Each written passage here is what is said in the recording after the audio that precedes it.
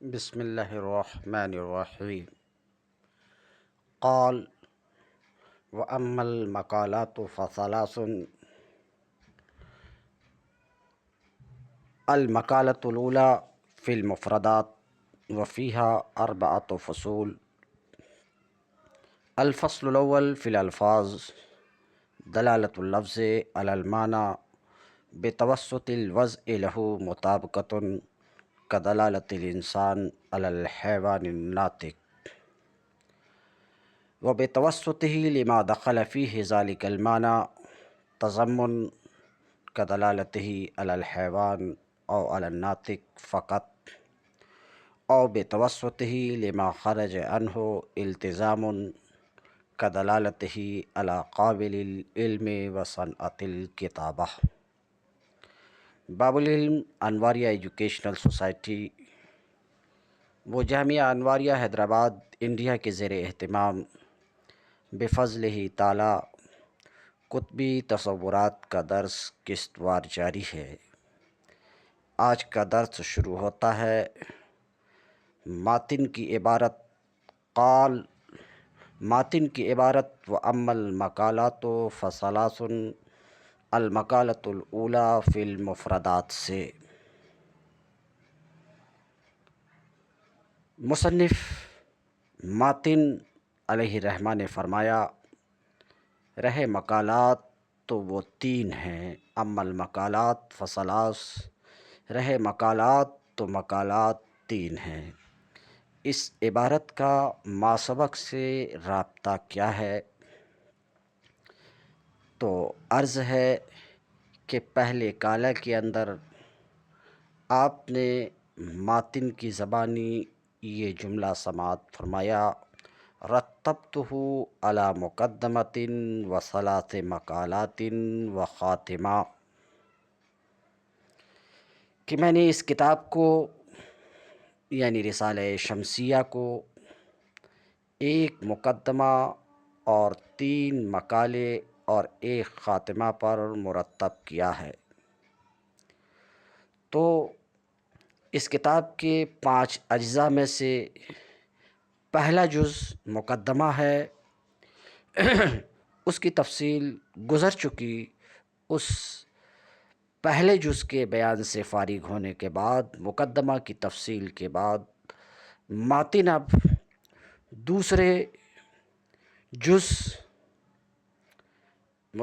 رسالہ شمسیہ کے دوسرے جز مقالہ اولی اس کو شروع کر رہے ہیں۔ یہ ہے ربط اس عبارت اور اس عبارت کا ماسبق سے۔ بہرحال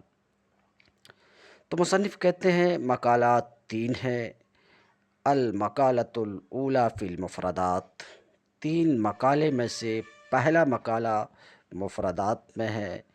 اور آپ کو پتہ ہے کہ دوسرا مقالہ المقالۃ الثانیہ فی القضایا و احکامہا، دوسرا مقالہ قضایا اور اس کے احکام میں ہے۔ تو اسی سے آپ سمجھ سکتے ہیں کہ یہاں پر مفرد سے مراد ما لیس بقضیۃ ہے، کیونکہ مقالہ ثانیہ قضیہ قضایا کے بیان میں ہے، تو مفرد سے مراد یہاں ما لیس بقضیہ ہے۔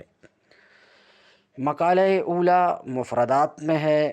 وفیہا 4 فصول، مقالہ اولی میں 4 فصلیں ہیں۔ الفصل الاول، یعنی مقالہ اولی کو 4 فصلوں پر منقسم کیا انہوں نے، 4 فصلوں میں منقسم کیا ہے، تو کہتے ہیں فیہا 4 فصول، مقالہ اولی میں 4 فصلیں ہیں۔ الفصل الاول، 4 فصلوں میں سے پہلی فصل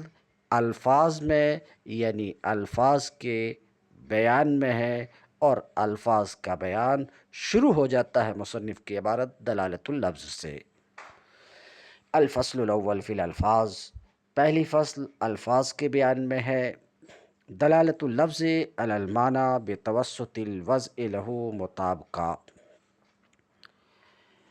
لفظ کی دلالت معنی پر اس عبارت سے دلالت لفظیہ وضعیہ کی تقسیم کر رہے ہیں، مطابقت، تضمن، التزام کی طرف۔ تو فرماتے ہیں لفظ کی دلالت معنی پر لفظ کا معنی کو بتانا، لفظ کی دلالت معنی پر اس واسطے سے بتوسط الوضع لہو مطابقت، لفظ کی دلالت معنی پر اس واسطے سے کہ لفظ معنی کے لیے وضع کیا گیا ہے مطابقت ہے۔ یہاں پر اگر آپ سوال کریں گے کہ دلالت وضعیہ لفظیہ کی تین قسمیں، مطابقت، تضمن، التزام، ہم نے منطق کی اور کئی کتابوں میں پڑھی ہے اور یہ بھی پڑھی ہے، مگر یہ ہے کہ مطابقت کی تعریف مصنف یہاں جو کر رہے ہیں پچھلی پڑھی ہوئی کتاب سے مختلف ہے، کیونکہ پچھلی جس قدر کتاب ہم پڑھے ہیں ان کتابوں میں یہ ہے کہ لفظ کی دلالت پورے معنی موضوع لہو پر مطابقت ہے اور جزوی معنی موضوع لہو پر تضمن ہے، اور خارج لازم اس معنی پر جو خارج ہے اور معنی موضوع لہو کو لازم ہے اس پر دلالت التزام ہے۔ اس طریقے سے ہم نے مطابقت، تضمن، التزام کی تعریف پڑھی ہے، مگر یہاں پر مطابقت کی تعریف، مطابقت و تضمن التزام کی تعریف دیگر کتب میں مذکور تعریف سے مختلف ہے۔ اس کی کیا وجہ ہے تو اس پر شرح میں گفتگو کریں گے، مگر یہ بات صحیح ہے کہ یہ تعریف دیگر کتب میں مذکور تعریف سے بیں طور مختلف ہے کہ یہاں توسط وضع کی قید ہے۔ بہرحال دلالت اللفظ علی المعنی بتوسط الوضع لہو، لفظ کی دلالت معنی پر اس واسطے سے کہ لفظ اس معنی کے لیے وضع کیا گیا ہے، لفظ کا معنی کو بتانا اس وجہ سے کہ لفظ اس معنی کے لیے وضع کیا گیا ہے، یہ مطابقت ہے۔ جیسے انسان کی دلالت حیوان ناطق پر مطابقت ہے، یعنی انسان کا حیوان ناطق کو بتانا اس وجہ سے کہ انسان حیوان ناطق کے لیے وضع کیا گیا ہے، یہ مطابقت ہے۔ وہ بتوسطہ لما دخل فیہ ذالک المعنی تضمن، اور لفظ کی دلالت معنی پر اس واسطے سے کہ لفظ وضع کیا گیا ہے اس معنی کے لیے جس میں یہ معنی مدلول داخل ہے، تضمن ہے، یعنی لفظ کی دلالت معنی پر اس واسطے سے کہ لفظ جس معنی کے بتوسط ہی لما دخل ہے، اس واسطے سے کہ لفظ وضع کیا گیا اس معنی کے لیے جس معنی میں وہ معنی مدلول داخل ہے، تضمن ہے۔ جیسے انسان کی دلالت صرف حیوان پر یا انسان کی دلالت صرف ناطق پر، یہ تضمن ہے، یعنی انسان حیوان کو بتاتا ہے، انسان کی حیوان پر دلالت ہوتی ہے اس واسطے سے کہ انسان کی وضع ہوئی ہے حیوان ناطق کے لیے، اور یہ حیوان جو انسان کا معنی مدلول ہے یہ وہ معنی ہے جو معنی موضوع لہو میں داخل ہے، یہ وہ معنی ہے جو معنی موضوع لہو کے ضمن میں ہے۔ تو انسان کی دلالت صرف حیوان پر یا صرف ناطق پر تضمن ہے۔ وبتوسطہ لما خرج عنہ التزام، اور لفظ کی دلالت معنی پر اس واسطے سے کہ لفظ کی وضع اس معنی کے لیے ہوئی ہے جس سے وہ معنی یعنی معنی مدلول خارج ہے، التزام ہے۔ جیسے انسان کی دلالت قابل علم پر، انسان کی دلالت قابل صنعت کتابت پر، یہ لفظ کی دلالت معنی موضوع لہو سے خارج پر ہے، بلفظ دیگر یہ لفظ کی دلالت معنی پر ہے اس وجہ سے کہ لفظ کی جس معنی کے لیے وضع ہوئی ہے اس سے یہ خارج ہے، ہاں اس کو لازم ہے۔ اقول لا شغل للمنطقی من حیث ہوا منطقی بالالفاظ۔ بارہا سن چکے ہیں کہ کالا میں متن کی عبارت اور عقول میں شرح کی عبارت۔ تو شارح کہتے ہیں عقول، میں کہتا ہوں لا شغل للمنطقی من حیث ہوا منطقی بالالفاظ، منطقی کے لیے اس اعتبار سے کہ منطقی ہے، الفاظ سے اس کو کوئی سروکار نہیں ہے۔ یہ عبارت لا شغل للمنطقی من حیث ہوا منطقی بالالفاظ، یہ ایک سوال مقدر کا جواب ہے۔ سوال یہ ہے کہ منطق کا موضوع معرف و حجت ہیں، جو کہ معنی کے قبیل سے ہیں، الفاظ کے قبیل سے نہیں ہے، اس لیے کہ موصل الی التصور جو معرف ہے یا موصل الی التصدیق جو حجت ہے، مثال کے طور پہ حیوان ناطق یا العالم متغیر کل متغیر حادث کے معنی ہیں، لہٰذا کتب منطق میں الفاظ سے بحث کرنا، کتب منطق میں الفاظ سے بحث کرنا، اور یہاں دیکھ رہے ہیں الفصل الاول فی الالفاظ، پہلی فصل الفاظ میں ہے، تو منطق کی کتب میں الفاظ سے بحث کرنا یہ تو فن سے نکلنا ہے۔ جواب کا حاصل یہ ہے کہ بالذات اور بالقصد الاول تو منطقی معنی ہی سے بحث کرتا ہے، لیکن چونکہ معنی کا افادہ و استفادہ اور تفہیم و تفہم الفاظ پر موقوف ہے، اسی لیے منطقی بالعرض اور بالقصد ثانی الفاظ سے بحث کرتے ہیں۔ تو کہتے ہیں لا شغل للمنطقی من حیث ہوا منطقی، منطقی کے لیے اس اعتبار سے کہ وہ منطقی ہے، اس کو الفاظ سے کوئی سروکار نہیں ہے۔ کیوں؟ سوال کا جواب آپ سن چکے ہیں کہ بالذات اور بالقصد الاول منطقی معنی سے بحث کرتا ہے، معنی سے بحث کرتا ہے، بالذات اور بالقصد الاول الفاظ سے بحث نہیں کرتا ہے، مگر چونکہ معنی کا سمجھنا اور سمجھانا الفاظ پر موقوف ہے، اس لیے منطقی بالقصد ثانی بالعرض الفاظ سے بھی بحث کرتا ہے۔ اب ایک سوال، لا شغل للمنطقی من حیث ہوا منطقی، اس قید کی کیا ضرورت تھی؟ اس قید کی کیا ضرورت ہے؟ لا شغل للمنطقی من حیث ہوا منطقی، تو ہم کہیں گے کہ یہاں کہا یہ جا رہا ہے کہ منطقی کو الفاظ سے بالذات بحث نہیں ہے، بالذات بحث نہیں ہے۔ اس پر اعتراض یہ وارد ہوگا کہ منطقی اگر نحوی بھی ہو، ایسا ہو سکتا ہے کہ منطقی نحوی بھی ہو، اگر کوئی منطقی نحوی بھی ہو اور وہ منطقی نحو کی کسی کتاب کو ترتیب دے رہا ہے یا نحو کے مسائل کسی کو سمجھا رہا ہے، تو ایسے وقت تو اسے الفاظ سے بالذات بحث ہوگی،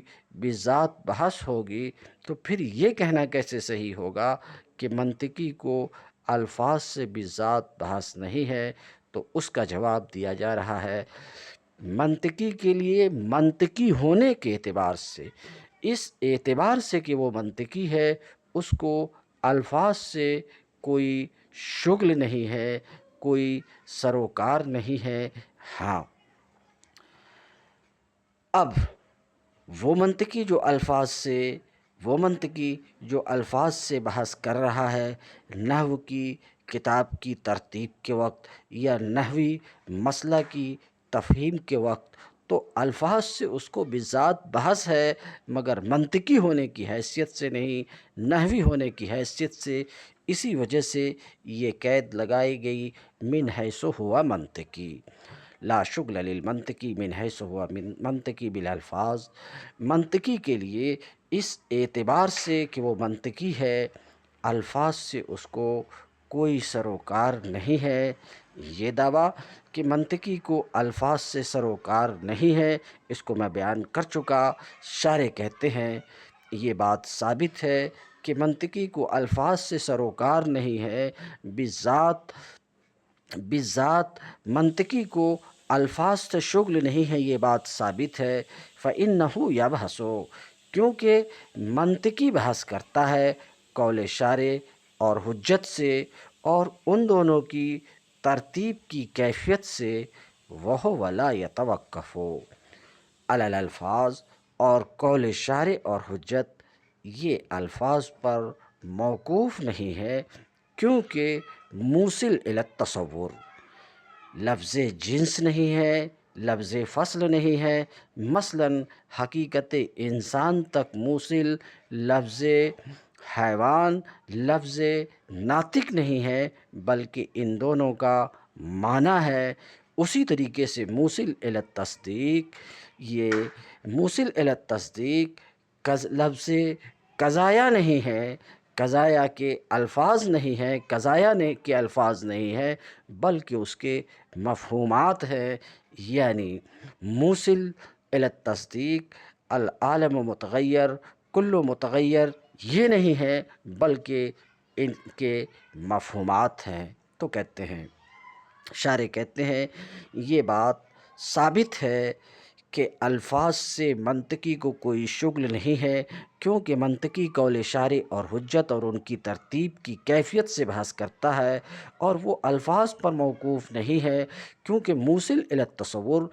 خود لفظ جنس نہیں ہے، لفظ فصل نہیں ہے، بلکہ ان دونوں کا معنی ہے۔ اسی طریقے سے موصل الی التصدیق مفہومات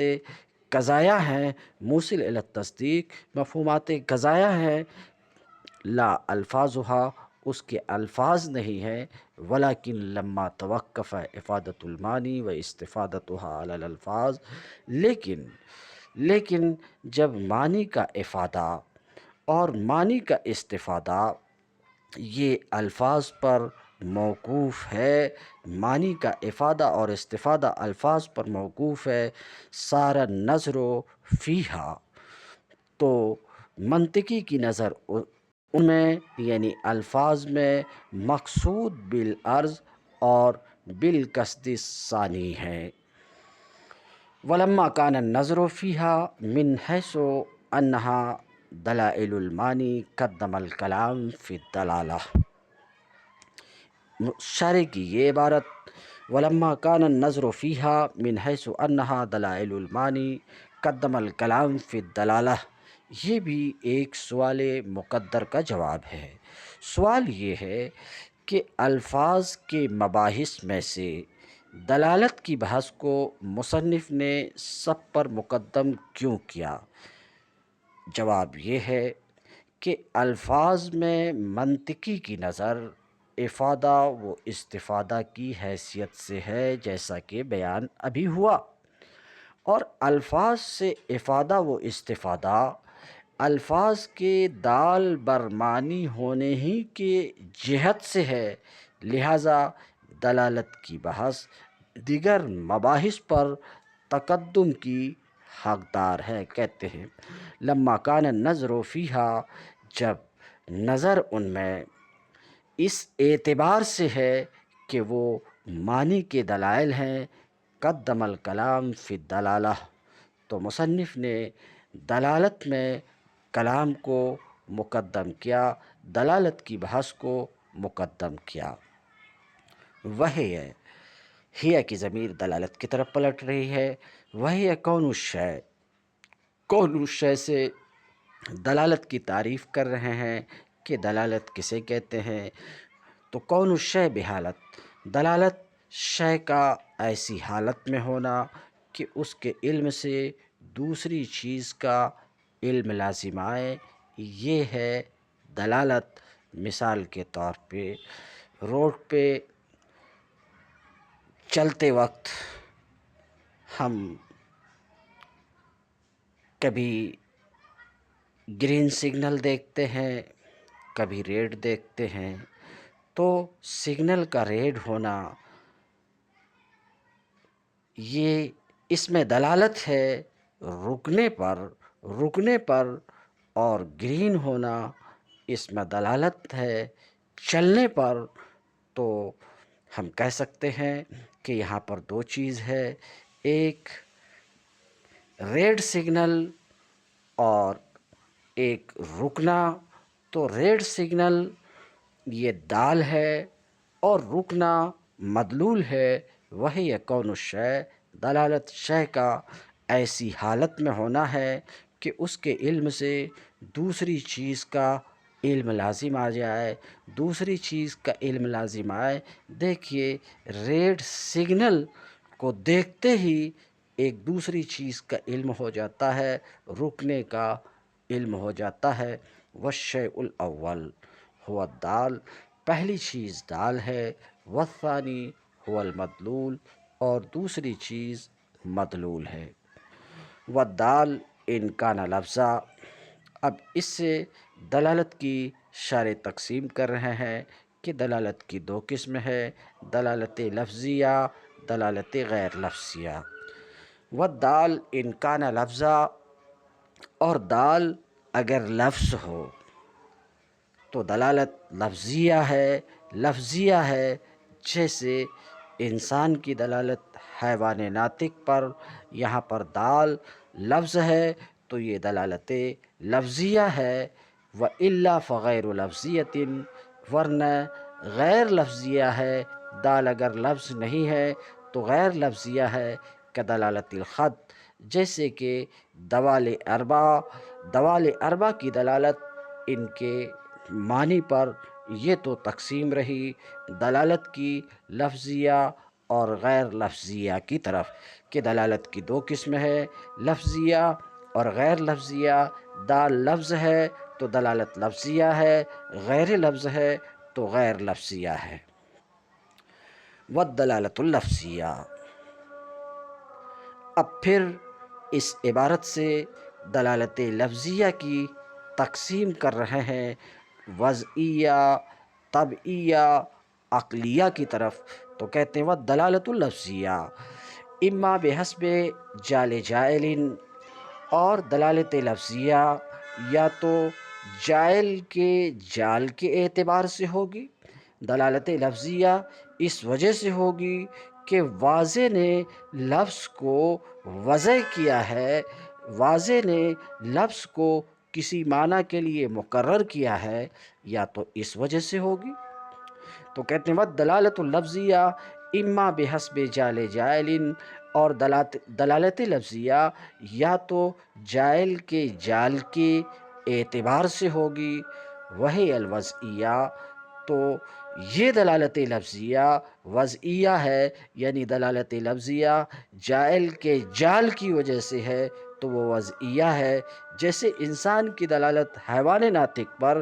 انسان حیوان ناطق پر دلالت کرتا ہے، تو انسان کی حیوان ناطق پر دلالت جائل کے جال کی وجہ سے ہے، اس لیے کہ واضح نے انسان کو حیوان ناطق کے لیے وضع کیا ہے۔ تو جب ایسا ہے کہ انسان کی حیوان ناطق پر دلالت جائل کے جال کی وجہ سے ہے، تو انسان کی دلالت حیوان ناطق پر یہ وضعیہ ہے، اور لفظیہ میں ہم ہیں ہی تو یہ وضعیہ لفظیہ ہے۔ والوضع هو جعل اللفظ بإزاء المعنی، اور وضع میں الف لام مضاف الیہ کے عوض میں ہے، یعنی وضع اللفظ۔ تو وضع لفظ یہ لفظ کو معنی کے مقابل میں کرنا ہے۔ وضع کی کیا ہے؟ لفظ کو معنی کے مقابل میں کرنا ہے۔ مثلا لفظ انسان کو معنی حیوان ناطق کے مقابلے میں کرنا، یہ لفظ انسان کی وضع ہے حیوان ناطق کے لیے۔ والوضع هو جعل اللفظ بإزاء المعنی، اور وضع یہ لفظ کو معنی کے مقابل میں کرنا ہے، تو کہتے ہیں والوضع جعل اللفظ بإزاء المعنی، اور وضع یہ لفظ کو معنی کے مقابل میں کرنا ہے اولا. اس کا عطف ہے اما بحسب جال جائل، یوں کہہ سکتے ہیں کہ اس کا عطف ہے اس عبارت اما بحسب جال جائل میں جال جائل پر جال پر عطف ہے. کیا مطلب؟ دلالت لفظیہ یا تو جائل کے جال کے اعتبار سے ہوگی اولا، یا جائل کے جال کے اعتبار سے نہ ہوگی، واضح کے وضع کے اعتبار سے نہ ہوگی. وہی لا یخلو، تو یہ بھی خالی نہیں ہے، یعنی دلالت لفظیہ جب جائل کے جال کی وجہ سے نہ ہو تو یہ خالی نہیں ہے کہ یا تو طبیعت کے اقتضاء کی وجہ سے ہوگی. دلالت لفظیہ طبیعت کے جائل کے جال کی وجہ سے نہیں ہے، بلکہ یا تو طبیعت کے اقتضاء کی وجہ سے ہو تو وہ طبعیہ ہے. جیسے اوہ اوہ کی دلالت درد پر یہ جائل کے جال کی وجہ سے نہیں ہے، بلکہ طبیعت کے چاہنے کی وجہ سے ہے. طبیعت کے چاہنے کی وجہ سے فإن طبع اللافظ، کیونکہ لافظ کی طبیعت اوہ اوہ بولنے کو چاہتی ہے. عند عروض الوجع لہ، اس کو درد عارض ہونے کے وقت، درد لاحق ہونے کے وقت. اولا، تو یا تو طبیعت کے چاہنے کی وجہ سے ہوگی اولا، یا طبیعت کے چاہنے کی وجہ سے نہیں ہوگی. وہی العقلیہ، تو وہ عقلیہ ہے. عبارت یوں ہے کہ اما بحسب جال جائل او بحسب طبع اولا، یا تو دلالت لفظیہ جائل کے جال کے اعتبار سے نہ ہو، طبیعت کے چاہنے کی وجہ سے نہ ہو، کہتے ہیں اولا، یا یہ کہ طبع کے چاہنے کی وجہ سے نہ ہو. وہی العقلیہ، تو یہ دلالت لفظیہ عقلیہ ہے. تو پوری بات کیا رہی؟ دلالت لفظیہ یا تو جائل کی جال کی وجہ سے ہے تو وہ وضعیہ ہے، جائل کے جال کی وجہ سے نہ ہوگی تو یا تو طبیعت کے چاہنے کی وجہ سے ہوگی یا طبیعت کے چاہنے کی وجہ سے نہ ہوگی. اگر طبیعت کے چاہنے کی وجہ سے ہے تو طبعیہ ہے اولا، یا طبیعت کے چاہنے کی وجہ سے نہیں ہے تو وہ عقلیہ ہے. دلالت لفظیہ عقلیہ ہے. کدلالت اللفظ المسموع من وراء الجدار على وجود اللافظ، جیسے دیوار کے پیچھے سے سنے ہوئے لفظ کی دلالت لافظ کے وجود پر، یعنی دیوار کے پیچھے سے لفظ سنا گیا تو یہ سنا ہوا لفظ بتاتا ہے کہ پیچھے کوئی بولنے والا ہے. یہ دلالت دیوار کے پیچھے سے سنے گئے لفظ کی دلالت لافظ کے وجود پر ظاہر ہے کہ جائل کے جال کی وجہ سے بھی نہیں ہے، طبیعت کے اقتضاء کی وجہ سے بھی نہیں ہے، طبیعت کے اقتضاء کی وجہ سے بھی نہیں ہے، بلکہ اس کے سوا امر آخر کی وجہ سے ہے. تو اگر جائل کے جال سے بھی نہ ہو، طبیعت کے اقتضاء سے بھی نہ ہو تو وہ عقلیہ ہے. چنانچہ وہ لفظ جو دیوار کے پیچھے سے سنا گیا اس کی دلالت لافظ کے وجود پر، یہ دلالت عقلیہ ہے. والمقصود ها هنا هو الدلالة اللفظية الوضعية، وهي كون اللفظ بحيث أطلق فهم منه معناه للعلم بوضعه. انسان چونکہ متنی الطبع ہے، واضح رہے کہ گفتگو اس سلسلے میں چل رہی ہے کہ دلالت لفظیہ کی 3 قسم ہے: وضعیہ، طبعیہ، عقلیہ. مگر مناطقہ ان تینوں قسم سے بحث نہیں کرتے، تمام تینوں قسم سے بحث نہیں کرتے، بلکہ ان 3 قسم میں سے صرف وضعیہ یعنی دلالت وضعیہ لفظیہ سے بحث کرتے، اور باقی طبعیہ لفظیہ، عقلیہ لفظیہ اس سے بھی بحث نہیں کرتے، اور غیر لفظیہ سے بھی بحث نہیں کرتے۔ کیوں؟ اس سوال کے جواب میں کہتے والمقصود ہا ہنا هو الدلالة الوضعیہ وہی کون اللفظ بحیث متى اطلق فهم منه معناه للعلم بوضعه۔ انسان چونکہ مدنی الطبع ہے کہ اپنی زندگی گزارنے میں تمدن یعنی اپنے ابنائے نو کے ساتھ مل جل کر رہنے کا محتاج ہے، تاکہ روٹی، کپڑا اور مکان وغیرہ بے شمار ضروریات زندگی میں وہ ایک دوسرے کی مدد کر سکیں، ایک دوسرے سے مدد لے سکیں۔ اس لیے وہ اپنا ما فی الضمیر دوسرے کو سمجھانے اور دوسرے کا ما فی الضمیر سمجھنے کا سخت حاجت مند ہے، اور اس احتیاج کو پورا کرنے کے لیے اسے دلالت کی حاجت ہے۔ لیکن دلالت طبعیہ، دلالت عقلیہ اور غیر لفظیہ اس کی اس حاجت کو مکمل طور سے پورا کرنے سے قاصر ہے، اور ان سے فائدہ اٹھانا مشقت سے خالی نہیں ہے، اور لفظیہ وضعیہ کے اندر اپنی وسعت و عموم اور سہل الاخذ ہونے کی وجہ سے اس حاجت کو پورا کرنے کی مکمل صلاحیت ہے۔ اس لیے دلالت وضعیہ لفظیہ کا اعتبار کیا گیا ہے، اور علوم میں اسی سے بحث کرنا مقصود ہے۔ باقی دلالات کا ذکر محض استدراداً ہے،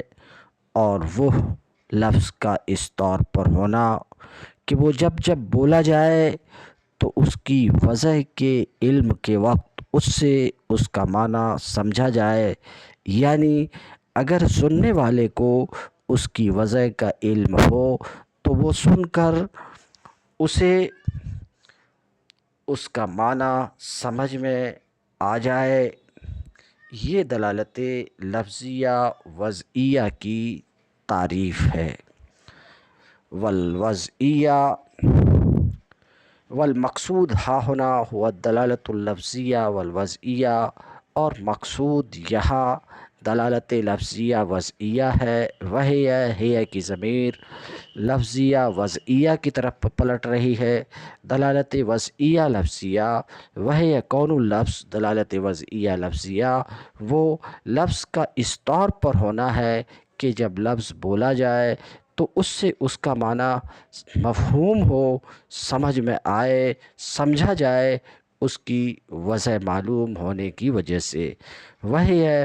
اما مطابقت اور تضمن اور التزام۔ دلالت وضعیہ لفظیہ اب اما مطابقت اور تضمن اور التزام سے دلالت وضعیہ لفظیہ کی تقسیم کر رہے ہیں کہ دلالت وضعیہ لفظیہ کی تین قسم ہے: مطابقت، تضمن، التزام، اور ان تین قسموں میں وضعیہ لفظیہ کا منحصر ہونا حصر عقلی کے ساتھ ہے، یعنی دائر بین النفی والاثبات ہے۔ تو کہتے ہیں وہی ہے اما مطابقت اور تضمن اور التزام۔ دلالت وضعیہ لفظیہ یا تو مطابقت ہے، یا تضمن، یا التزام، وذالک۔ اور دلالت وضعیہ لفظیہ کا ان تین قسموں میں منحصر ہونا ثابت ہے اس دلیل سے، وذالک، اور وہ ثابت ہے اس لیے کہ ثابت ہے لأن لفظ اذا كان دالا بحسب الوضع على معنى فذلك المعنى الذي هو مدلول اللفظ اما ان يكون عین المعنى الموضوع له او داخلا فيه او خارجا عنه۔ اور یہ بات ثابت ہے اس لیے کہ لفظ جب وضع کے اعتبار سے کسی معنی پر دال ہوگا، لفظ جب وضع کے اعتبار سے کسی معنی پر دال ہوگا تو وہ معنی جو لفظ کا مدلول ہے، وضع کے اعتبار سے، وضع کی وجہ سے لفظ کسی معنی پر دال ہوگا تو وہ معنی جو لفظ کا مدلول ہے یا تو معنی موضوع لہو کا عین ہوگا، مثال آ رہی ہے، یا معنی موضوع لہو میں داخل ہوگا، یعنی معنی مدلول معنی موضوع لہو میں داخل ہوگا یا معنی موضوع لہو سے خارج ہوگا۔ فدلالت اللفظ علی معنی ہو، تو لفظ کی دلالت اپنے معنی پر، لفظ کا اپنے معنی کو بتانا اس واسطے سے کہ لفظ اس معنی کے لیے وضع کیا گیا ہے، یہی مطابقت ہے۔ جیسے انسان کی دلالت حیوان ناطق پر مطابقت ہے، کیونکہ فإن الإنسان انما يدل على الحيوان الناطق، کیونکہ انسان حیوان ناطق پر دلالت کرتا ہے، انسان حیوان ناطق کو بتاتا ہے، اس وجہ سے کہ انسان حیوان ناطق کے لیے وضع کیا گیا ہے۔ وَدَلَالَتُهُ عَلَى معنی ہو، اور لفظ کی دلالت اپنے معنی پر اس واسطے سے کہ لفظ ایسے معنی کے لیے وضع کیا گیا ہے جس میں وہ معنی مدلول داخل ہے، لفظ کا وہ معنی مدلول داخل ہے، تضمن، یہ تضمن ہے۔ جیسے انسان کی دلالت صرف حیوان پر یا انسان کی دلالت صرف ناطق پر، یہ تضمن ہے۔ کیونکہ انسان حیوان پر، صرف حیوان پر یا صرف ناطق پر دلالت کرتا ہے، اس وجہ سے انسان صرف حیوان یا صرف ناطق کو بتاتا ہے، اس وجہ سے کہ انسان حیوان ناطق کے لیے وضع کیا گیا، اور حیوان ناطق یہ ایسا معنی ہے جس معنی میں حیوان یا ناطق داخل ہے، حیوان ناطق جو لفظ کا مدلول ہے۔ وَدَلَالَتُهُ عَلَى معنی ہو، اور لفظ کی دلالت اپنے معنی پر اس واسطے سے کہ لفظ وضع کیا گیا ہے ایسے معنی کے لیے جس سے وہ معنی مدلول خارج ہے، یہ التزام ہے۔ جیسے انسان کی دلالت قابل علم پر، انسان کی دلالت قابل صنعت کتابت پر، یہ التزام ہے، کیونکہ انسان کی دلالت اس پر یعنی قابل علم اور صنعت کتابت پر بواسطہ ان لفظ، اس واسطے سے ہے کہ لفظ انسان وضع کیا گیا ہے حیوان ناطق کے لیے، اور قابل علم اور قابل صنعت کتابت اس سے خارج ہے، حیوان ناطق سے خارج ہے، وہ لازم لہو، اور اس کو لازم ہے۔ اما تسمیۃ الدلالت الاولی بالمطابقہ، اس عبارت سے مطابقت اور آنے والی عبارت سے تضمن اور التزام کی وجہ تسمیہ بتانا چاہ رہے ہیں۔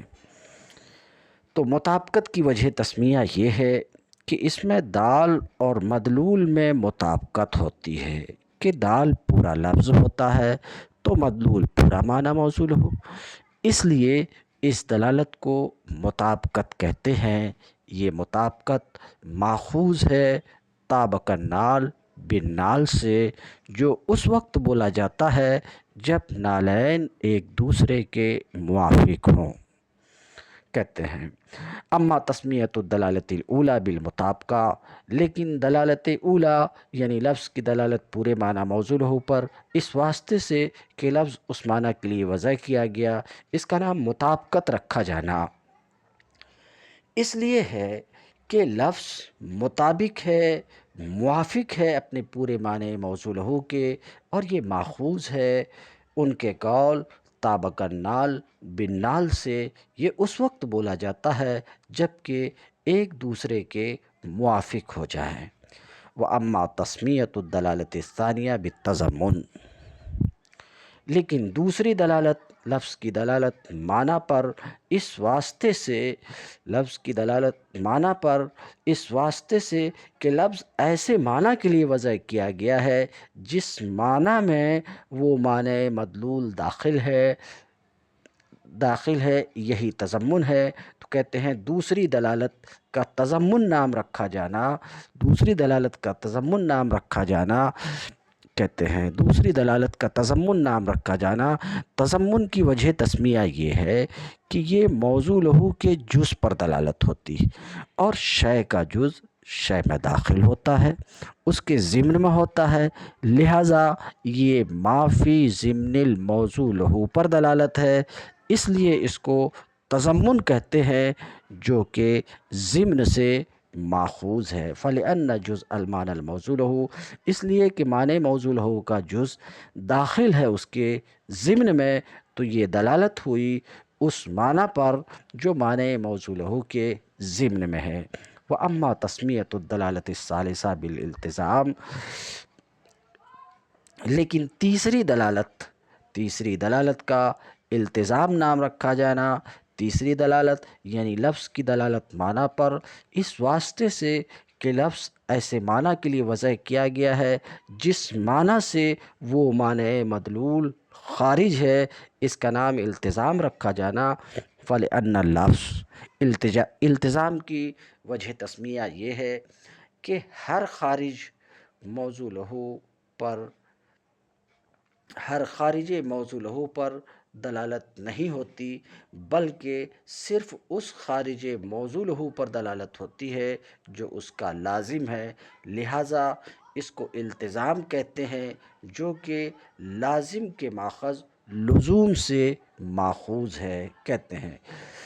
وَأَمَّا تَسْمِيَةُ الدَّلَالَةِ الثَّالِثَةِ بِالِالْتِزَامِ، لیکن تیسری دلالت کا نام التزام رکھا جانا، لِأَنَّ اللفظ، اس لیے کہ لفظ اپنے معنی موضوع لہو سے ہر امر خارج پر دلالت نہیں کرتا، کھلی ہوئی بات ہے، ورنہ لفظ واحد کا امور غیر متناہیہ پر دال ہونا لازم آئے گا۔ لِأَنَّ اللفظ لا يدل، اس لیے کہ لفظ دلالت نہیں کرتا ہے اپنے معنی موضوع لہو سے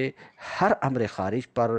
بلکہ اس خارج پر جو معنی موضوع لہو کو لازم ہے۔ وَإِنَّمَا قَيَّدَ حُدُودَ الدَّلَالَاتِ الثَّلَاثِ بِتَوَسُّطِ الْوَضْعِ لِأَنَّهُ لَوْ لَمْ يُقَيِّدْ بِهِ لَانْتَقَضَ حَدُّ بَعْضِ الدَّلَالَاتِ بِبَعْضِهَا۔ شارح فرماتے ہیں کہ مصنف علیہ الرحمہ نے دلالات ثلاث یعنی مطابقت، تضمن، التزام کی تعریفات کو مقید کیا توسط وضع سے، معی طور کہ مصنف نے مطابقت کی تعریف میں فرمایا دلالت اللفظ علی المعنی بتوسط الوضع لہ، اور تضمن کی تعریف میں فرمایا دلالت اللفظ علی المعنی بتوسطہ لما دخل فیہ ذلک المعنی، اور التزام کی تعریف میں فرمایا دلالت اللفظ علی المعنی بتوسطہ لما خرج عنہ۔ آپ نے سنا کہ مصنف علیہ الرحمہ نے دلالات ثلاثہ کی تعریف کو توسط وضع سے مقید کیا، حالانکہ بہت ساری کتابوں کو، منطق کی کتابوں کو دیکھتے ہیں تو یہ قید ہمیں نظر نہیں آتی ہے، تو اس پر تفصیل سے شارح گفتگو کرتے ہیں کہ دلالات ثلاثہ کی تعریفات کو توسط وضع سے مقید کیوں کیا، تو کہتے ہیں انما قید، مقید کیا مصنف نے دلالات ثلاثہ کی تعریفات کو توسط وضع کی قید سے، کیوں؟ لِأَنَّهُ لَوْ لَمْ يُقَيِّدْ بِهِ، اس لیے کہ اگر مصنف مقید نہ کرتے اس کے ساتھ توسط وضع کی قید سے، دلالات ثلاثہ کی تعریفات کو توسط کی قید سے، توسط وضع کی قید سے مقید نہ کرتے، تو کیا ہوتا؟ بعض دلالات کی تعریف بعض سے ٹوٹ جاتی۔ بعض بول رہے ہیں وہ اس طور پر کہ مطابقت کی تعریف ٹوٹ جاتی تضمن و التزام سے، اور تضمن و التزام کی تعریف ٹوٹ جاتی مطابقت سے، ایسا نہیں ہے کہ ہر ایک کی تعریف ہر سے ٹوٹ جاتی۔ اس وجہ سے کہہ رہے ہیں کہ اگر مقید نہ کرتے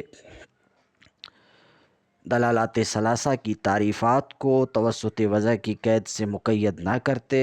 تو بعض دلالات کی تعریف بعض سے ٹوٹ جاتی۔ سن لیا آپ نے کہ مطابقت کی تعریف ٹوٹ جاتی تضمن و التزام سے، اور تضمن و التزام کی تعریف ٹوٹ جاتی مطابقت سے، لیکن جب مقید کر دیا تو توسط وضع کی قید سے مقید کیا تو ہر ایک تعریف ٹوٹنے سے محفوظ ہو گئی۔ اس وجہ سے مصنف نے دلالات ثلاثہ کی تعریفات کو توسط وضع کی قید سے مقید کیا۔ پھر سے سنیں ترجمہ۔ انما قید حدود الدلالات الثلاث، مصنف نے دلالات ثلاث کی تعریفات کو توسط وضع کی قید سے مقید کیا،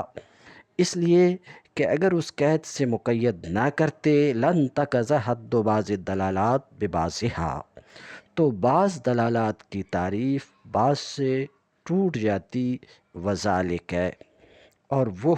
یعنی بعض دلالات کی تعریف کا بعض سے ٹوٹ جانا عدم تقیید کی صورت میں ثابت ہے اس دلیل سے جو آ رہی ہے۔ وذالک ہے، اور وہ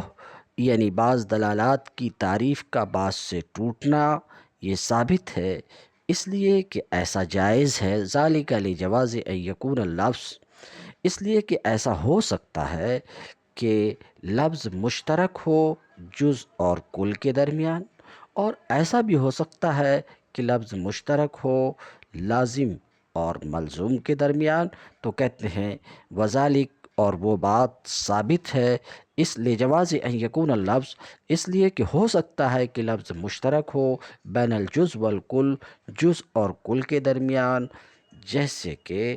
امکان، لفظ امکان یہ مشترک ہے جز اور کل کے درمیان، اور امکان جز اور کل کے درمیان مشترک ہے۔ تو شارح کہتے ہیں جیسے کہ لفظ امکان مشترک ہے جز اور کل کے درمیان،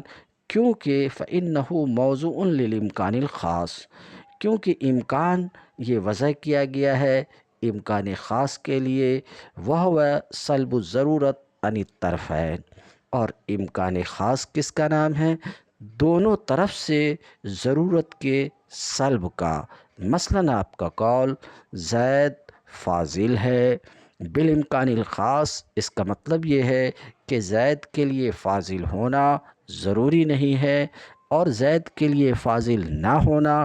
یہ بھی ضروری نہیں ہے، تو نسبت کے دونوں طرف سے یہاں ضرورت کا سلب ہے۔ جہاں نسبت کے دونوں طرف سے ضرورت کا سلب ہو وہی امکان خاص ہے۔ بہرحال گفتگو یہ ہے کہ امکان، لفظ امکان وضع کیا گیا ہے امکان خاص کے لیے، اور امکان خاص کس کا نام ہے؟ سلب الضرورت عن الطرفین، طرفین سے ضرورت کا سلب، یعنی طرفین غیر ضروری ہے، نسبت ثبوتی بھی ضروری نہیں ہے، اور نسبت سلبی بھی، نسبت کا جانب مخالف بھی ضروری نہیں ہے، اور جانب موافق بھی ضروری نہیں ہے۔ بہرحال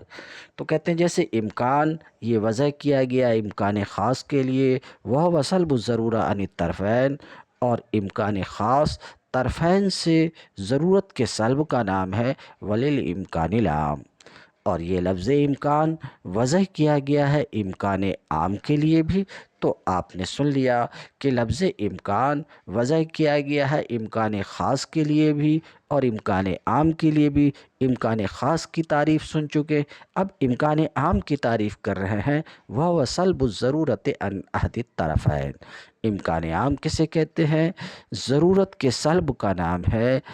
ایک طرف سے، اور ظاہر سی بات یعنی نسبت کا جانب مخالف جس میں غیر ضروری مانا گیا ہو وہی امکان عام ہے۔ تو امکان عام میں ضرورت کا سلب ہوتا ہے احد الطرفین سے، اور ظاہر سی بات ہے سلب ضرورت عن احد الطرفین یہ جز ہے سلب ضرورت عن الطرفین کا۔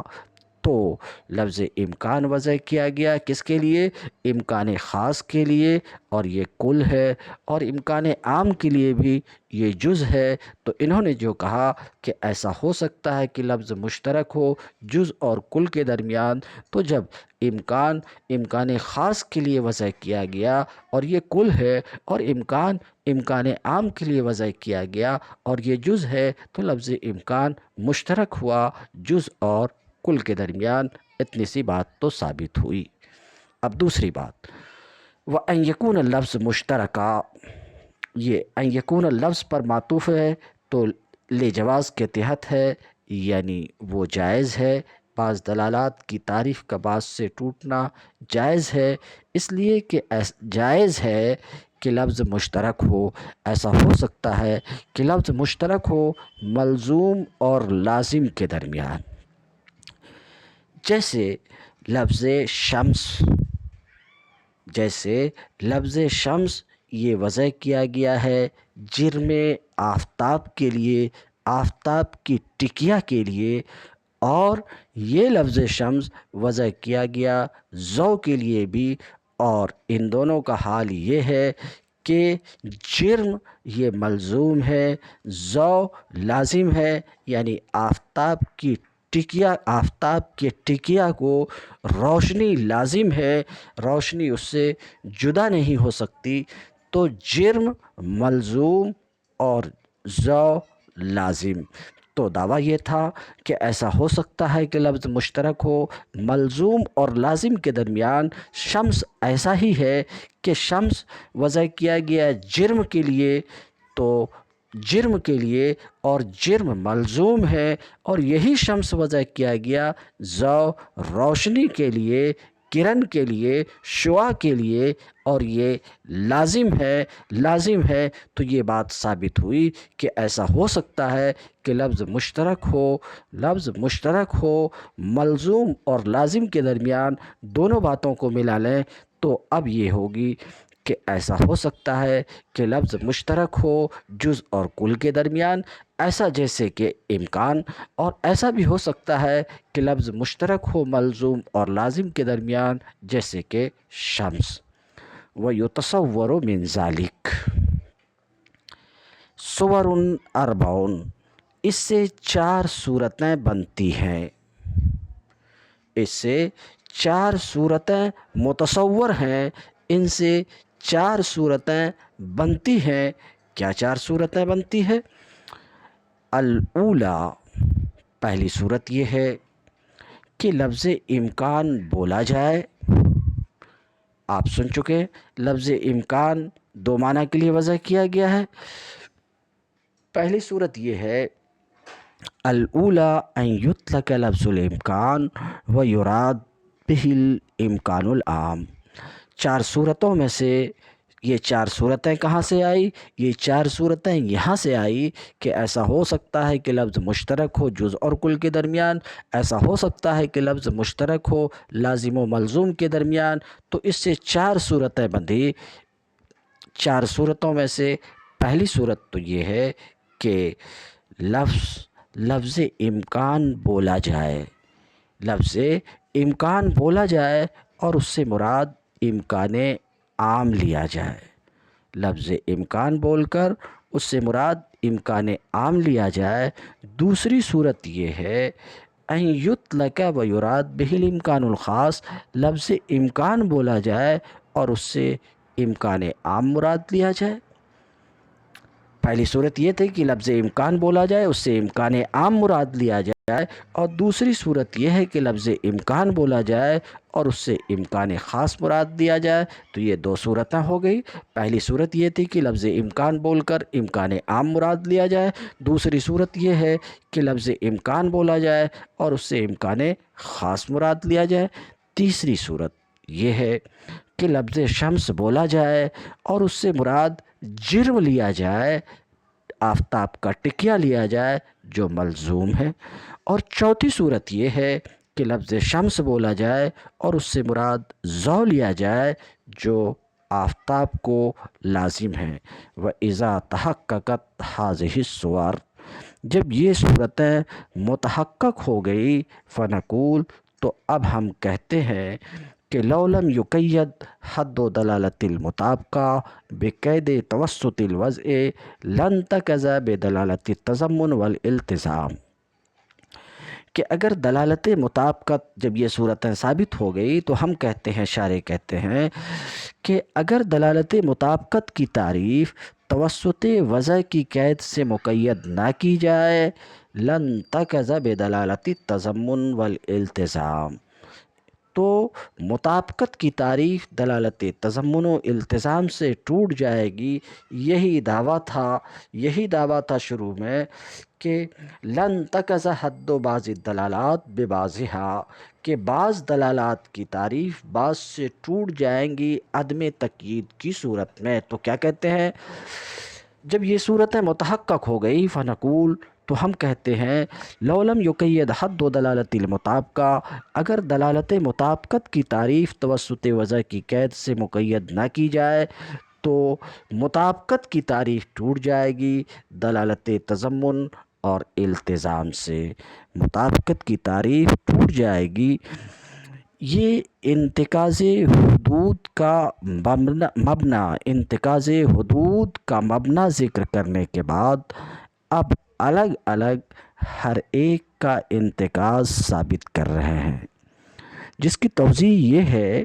کہ اگر دلالت مطابقت کی تعریف کو توسط وضع کی قید سے مقید نہ کیا جاتا تو وہ یعنی مطابقت کی تعریف تضمن و التزام سے ٹوٹ جاتی۔ تضمن سے اس لیے ٹوٹ جاتی کہ جب لفظ امکان بولا جاتا اور اس سے امکان خاص مراد لیا جاتا تو امکان خاص پر اس کی دلالت مطابقتاً ہوتی، اور امکان عام پر تضمن، اس لیے کہ وہ امکان عام امکان خاص کا جز ہے، حالانکہ اس پر امکان کی دلالت امکان عام پر یہ بات صادق آتی ہے کہ وہ معنی موضوع لہو پر لفظ کی دلالت ہے۔ کیوں؟ اس لیے کہ امکان عام بھی لفظ امکان کا موضوع لہو ہے، تو مطابقت کی تعریف میں تضمن داخل ہو جاتی اور حد مطابقت اقصاً منتقض ہو جاتی، ٹوٹ جاتی۔ لیکن حد مطابقت کو توسط وضع سے مقید کر دیا گیا تو یہ دلالت تضمن اس حد مطابقت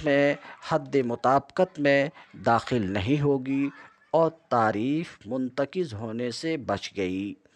اس لیے کہ اس صورت میں امکان عام پر لفظ امکان کی دلالت اگرچہ موضوع لہو پر لفظ کی دلالت ہوگی، لیکن لفظ امکان کے امکان عام کے لیے موضوع ہونے کے واسطے سے نہیں ہوگی، کیونکہ امکان عام کے لیے لفظ امکان کے عدم وضع کی تقدیر پر بھی یہ دلالت ہوگی، بلکہ اس واسطے سے ہوگی کہ لفظ امکان امکان خاص کے لیے موضوع ہے اور امکان عام اس میں داخل ہے۔ تو کہتے ہیں وَأَمَّا الِانتِقَاضُ بِدَلَالَةِ التَّضَمُّنِ، لیکن مطابقت کی تعریف کا دلالت تضمن سے ٹوٹنا فَلِأَنَّهُ إِذَا أُطْلِقَ لَفْظُ الْإِمْكَانِ، اس لیے کہ جب لفظ امکان بولا جائے اور اس سے مراد امکان خاص لیا جائے، کانا دلالتہ علی الامکان الخاص، تو امکان کی دلالت امکان خاص پر مطابقتاً ہوگی، کیونکہ یہ لفظ کی دلالت معنی موضوع لہو پر ہے، وعلی الامکان العام تضمناً، اور اس وقت امکان کی دلالت امکان عام پر تضمناً ہوگی، کیونکہ یہ لفظ کی دلالت معنی موضوع لہو کے جز پر ہے، حالانکہ اس دلالت تضمنیہ پر امکان کی دلالت امکان عام پر، حالانکہ اس پر یہ بات صادق آتی ہے کہ یہ تو لفظ کی دلالت معنی موضوع لہو پر ہے، یہ امکان کی دلالت امکان عام پر جو تضمنیہ تھی، اسی دلالت تضمنیہ پر یہ بات بھی صادق آتی کہ یہ تو لفظ کی دلالت معنی موضوع لہو پر ہے۔ یہ بات کیوں صادق آتی ہے؟ لأن الامکان العام، مما وضع لہ ایضا لفظ الامکان، اس لیے کہ امکان عام کے لیے بھی تو لفظ امکان کو وضع کیا گیا ہے۔ فیدخل فی حد دلالت المطابقہ، تو یہ دلالت مطابقت کی تعریف میں دلالت تضمن داخل ہو جائے گی۔ فلا یکون مانعا، تو دلالت مطابقت کی تعریف معنی نہیں رہے گی۔ وَإِذَا قَيَّدْنَاهُ بِتَوَسُّطِ الْوَضْعِ، جب ہم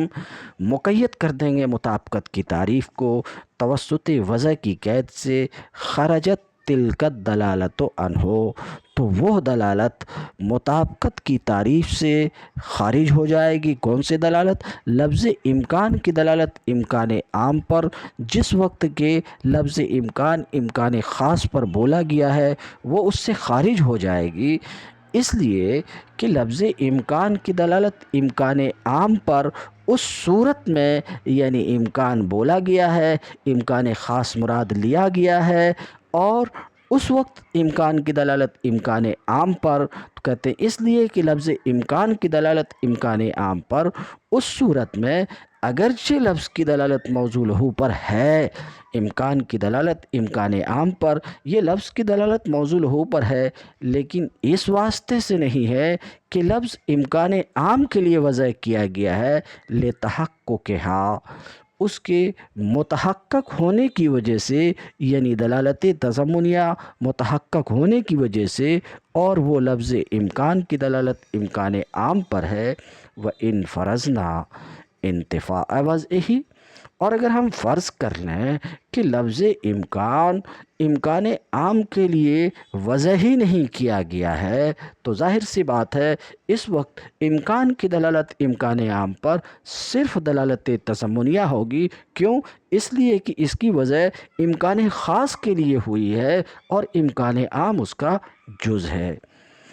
بل بواسطت ان لفظ موضوع، بلکہ یہ دلالت جو امکان کی امکان عام پر ہے اس واسطے سے ہے کہ لفظ امکان خاص کے لیے وضع کیا گیا ہے جس میں امکان عام داخل ہے، امکان خاص کے لیے وضع کیا گیا جس میں امکان عام داخل ہے۔ وَأَمَّا الْإِنْتِقَاضُ بِدَلَالَةِ الِالْتِزَامِ فَلِأَنَّهُ إِذَا أُطْلِقَ لَفْظُ الشَّمْسِ وَعُنِيَ بِهِ الْجِرْمُ كَانَ دَلَالَتُهُ عَلَيْهِ مُطَابَقَةً وَعَلَى الضَّوْءِ الْتِزَامًا، مع أنه يصدق عليها أنها دلالة اللفظ على ما وضع له، فلو لم يقيد حد دلالة المطابقة بتوسط الوضع دخلت فيه دلالة الالتزام،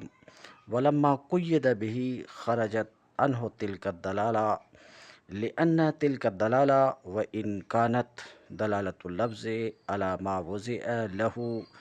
إلا أنها ليست بواسطة أن اللفظ موضوع له، لأن لو فرضنا أنه ليس بموضوع للذو كان دالا عليه بتلك الدلالة، بل بسبب وضع اللفظ للجرم الملزوم للجرم الملزوم۔ یہ عبارت جو ابھی آپ کے سامنے پڑھی گئی، وَأَمَّا الْإِنْتِقَاضُ بِدَلَالَةِ الْإِلْتِزَامِ فَلِأَنَّهُ، یہ دلالت التزام سے حد مطابقت کے انتقاض کا بیان ہے کہ مطابقت کی تعریف دلالت التزام سے ٹوٹ جائے گی، یہ بات ثابت ہے، جس کا حاصل یہ ہے کہ جب لفظ شمس بولا جاتا اور اس سے، یعنی لفظ شمس سے جرم مراد لیا جاتا، تو اس پر، یعنی جرم پر لفظ شمس کی دلالت مطابقت ہوتی کیونکہ لفظ شمس جرم کے لیے وضع کیا گیا ہے، اور ذو پر اس وقت لفظ شمس کی دلالت ذو پر التزام ہوتی، اس لیے کہ ذو جرم کا خارج لازم ہے، جرم جو کہ شمس کا موضوع لہو ہے، جیسا کہ آپ سماعت فرما چکے۔ حالانکہ اس دلالت پر، شمس کی دلالت اس وقت ضو پر یہ بات صادق آتی ہے کہ یہ موضوع لہو پر دلالت ہے، شمس کی دلالت ضو پر، اس پر یہ بات صادق آتی ہے کہ یہ تو لفظ کی دلالت موضوع لہو پر ہے، اس لیے کہ لفظ شمس کا موضوع لہو، لفظ شمس کا موضوع لہو بھی جرم ہے، لفظ شمس کا موضوع لہو بھی یہ ضو ہے، جیسا کہ آپ سن چکے۔ لہٰذا اگر مطابقت کی تعریف فقط اتنی کی جاتی کہ وہ ما وضع لہو پر دلالت ہے تو یہ التزام حد مطابقت میں داخل ہو جاتی اور حد مطابقت عکساً منتقض ہو جاتی، لیکن جب اس تعریف میں توسط وضع کی قید لگا دی گئی تو یہ التزام حد مطابقت میں داخل نہ ہوئی اور تعریف منتقض ہونے سے بچ گئی، اس لیے کہ یہ اگرچہ موضوع لہو پر دلالت ہے مگر اس واسطے سے نہیں ہے کہ وہ موضوع لہو ہے، کیونکہ اگر وہ موضوع لہو نہیں ہوتا تب بھی صورت مذکورہ میں اس پر دلالت ہوتی، بلکہ اس وجہ سے ہے کہ لفظ شمس جرم کے لیے وضع کیا گیا ہے جس کے لیے ضو لازم ہے۔ ترجمہ: وَأَمَّا الِانْتِقَاضُ بِدَلَالَةِ الِالْتِزَامِ، لیکن مطابقت کی تعریف کا دلالت التزام سے ٹوٹنا ثابت ہے اس دلیل سے، لِأَنَّهُ إِذَا أُطْلِقَ لَفْظُ الشَّمْسِ، اس لیے کہ جب لفظ شمس بولا جائے اور اس سے جرم مراد لیا جائے، کان دلالتہ علیہ مطابقہ، تو لفظ شمس کی دلالت جرم پر مطابقتاً ہوگی، کیونکہ یہ معنی موضوع لہو ہے لفظ شمس کا، یہ یعنی جرم۔ وعلی الضوء التزاماً، اس وقت شمس کی دلالت ضو پر التزاماً ہوگی، کیونکہ ضو جرم کو لازم ہے اور لفظ کی دلالت خارج لازم پر التزام ہے، مع انہ یصدق علیہا، حالانکہ اس دلالت التزامیہ پر اور وہ لفظ شمس کی دلالت ضو پر ہے، جرم مراد لیے جانے کے وقت، لفظ شمس کی دلالت ضو پر جرم مراد لیے جانے کے وقت، حالانکہ اس پر یہ بات صادق آتی ہے کہ یہ تو لفظ کی دلالت موضوع لہو پر ہے، یہ بات اس طور پر صادق آتی ہے کہ لفظ شمس ضو کے لیے بھی وضع کیا گیا ہے، حالانکہ اس دلالت التزامیہ پر یہ بات صادق آتی ہے کہ یہ تو لفظ کی دلالت موضوع لہو پر ہے۔ فَلَوْ لَمْ يُقَيَّدْ حَدُّ دَلَالَةِ الْمُطَابَقَةِ، تو اگر دلالت مطابقت کی تعریف توسط وضع کی قید سے مقید نہ کی جاتی، دخلت فیہ، تو اس تعریف میں دلالت التزام داخل ہو جاتی، وَلَمَّا قُیِّدَ بِهِ، اور جب مقید کر دی گئی توسط کی قید سے، خرجت عنہ تلک الدلالہ، تو وہ دلالت اس سے خارج ہو گئی، اس لیے کہ وہ دلالت شمس کی دلالت ضو پر اگرچہ لفظ کی دلالت موضوع لہو پر ہے مگر اس واسطے سے نہیں ہے کہ لفظ اس کے لیے وضع کیا گیا ہے، اس لیے کہ اگر ہم فرض کر لیں کہ لفظ ضو کے لیے وضع ہی نہیں کیا گیا تو بھی لفظ شمس ضو پر دال ہوگا اس دلالت کے ساتھ، یعنی دلالت التزامیہ کے ساتھ، بل بسبب وضع لفظ، لِأَنَّا لَوْ فَرَضْنَا، اس لیے کہ اگر ہم فرض کر لیں کہ لفظ شمس ضو کے لیے وضع نہیں کیا گیا تب بھی لفظ شمس ضو پر دال ہوگا اس دلالت کے ساتھ، یعنی دلالت التزامیہ کے ساتھ، بل بسبب وضع اللفظ للجرم، بلکہ اس وجہ سے شمس ضو پر دال ہوگا کہ لفظ وضع کیا گیا ہے اس جرم کے لیے جو ضو کا ملزوم ہے۔ وَكَذَا لَوْ لَمْ يُقَيَّدْ حَدُّ دَلَالَةِ التَّضَمُّنِ، بذلك القید لن تکز بدلالة المطابقة فإنه إذا أطلق لفظ الإمكان وأريد به الإمكان العام كان دلالته عليه مطابقة وصدق عليها أنها دلالة اللفظ على ما دخل في المعنى الموصول له لأن الإمكان العام داخل في الإمكان الخاص وهو معنى وضع اللفظ بإزائه أيضا فإذا قيدنا الحد بتوسط الوضع خرجت عنه لأنها ليست بواسطة أن اللفظ موضوع لما دخل ذلك المعنى فيه۔ تضمن و التزام سے حد مطابقت کے انتقاض سے فارغ ہونے کے بعد اب مطابقت سے حد تضمن کا انتقاض بیان فرما رہے ہیں کہ جیسے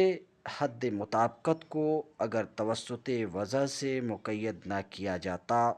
تو وہ تضمن و التزام سے منتقض ہو جاتی،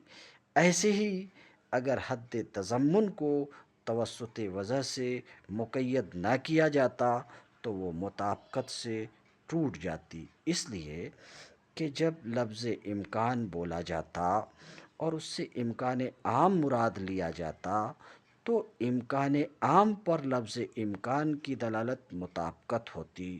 کیونکہ امکان عام لفظ امکان کا معنی موضوع لہو ہے، معنی موضوع لہو ہے، جیسا کہ ما سبق میں آپ نے سماعت فرما دیا۔ حالانکہ اس دلالت مطابقت پر یعنی امکان کی دلالت امکان عام پر جو اس وقت مطابقتاً ہے، اس مطابقت پر یہ بات صادق آتی ہے کہ یہ جزو معنی موضوع لہو پر دلالت ہے۔ اب آپ کہیں گے کہ اس پر یہ بات کیوں کر صادق آتی ہے کہ یہ جزء معنی موضوع لہو پر دلالت ہے،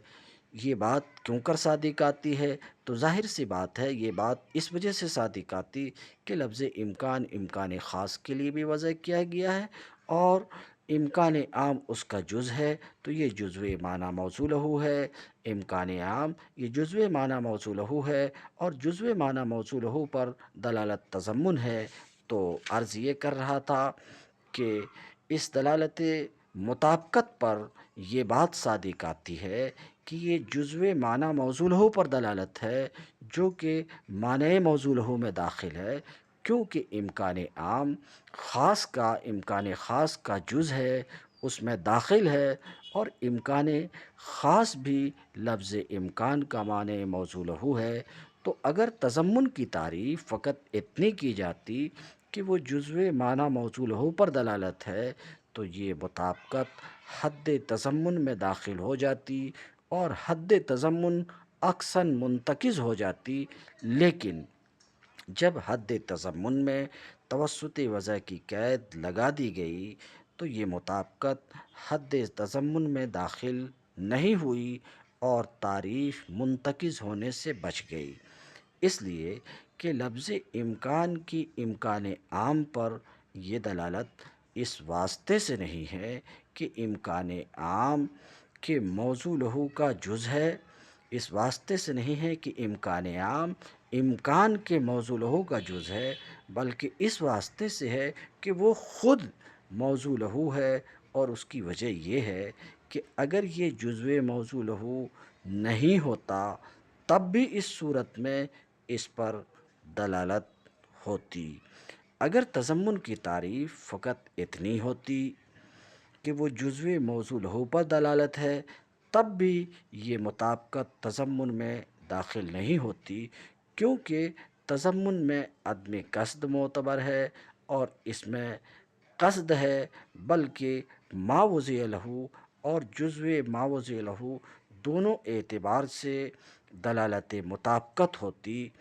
باعتبار اول اس لیے کہ وہ موضوع لہو بوضع شخصی ہے، باعتبار دوم اس لیے کہ موضوع لہو بوضع نوعی ہے۔ ترجمہ سماعت فرمائے۔ کہتے ہیں کذا لو لم یقید حد و دلالت تضمن، اسی طریقے سے اگر دلالت تضمن کی تعریف اس قید سے مقید نہ کی جاتی، لن تقض بدلالت المطابقہ، تو تضمن کی تعریف دلالت مطابقت سے ٹوٹ جاتی۔ فَإِنَّهُ إِذَا أُطْلِقَ لفظ الامکان، کیونکہ جب لفظ امکان بولا جاتا اور اس سے امکان عام مراد لیا جاتا، تو امکان کی دلالت امکان عام پر مطابقتاً ہوتی، کیونکہ یہ لفظ کی دلالت معنی موصول ہو پر ہے۔ حالانکہ اس دلالت پر امکان کی دلالت امکان عام پر جو مطابقتاً ہے، اس دلالت پر یہ بات صادق آتی ہے انہا دلالت اللفظ، کہ یہ تو لفظ کی دلالت ہے معنی موصول ہو کے داخل پر، یہ لفظ کی دلالت ہے اس معنی پر جو معنی موصول ہو میں داخل ہے۔ یہ بات کیوں صادق آتی؟ اس لیے کہ امکان عام یہ امکان خاص میں داخل ہے، اور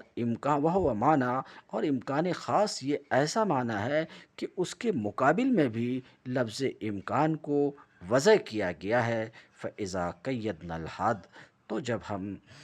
حد کو مقید کر دیا توسط وضع کی قید سے، وہ دلالت اس سے خارج ہو گئی، لِأَنَّهَا لَيْسَتْ بِوَاسِطَةٍ، اس لیے کہ وہ دلالت اس واسطے سے نہیں ہے کہ لفظ وضع کیا گیا ہے اس معنی کے لیے جس معنی میں وہ معنی مدلول داخل ہے، جس معنی میں وہ معنی مدلول داخل ہے۔ وَكَذَلِكَ لَوْ لَمْ يُقَيَّدْ حَدُّ دَلَالَةِ الِالْتِزَامِ بِتَوَسُّطِ الْوَضْعِ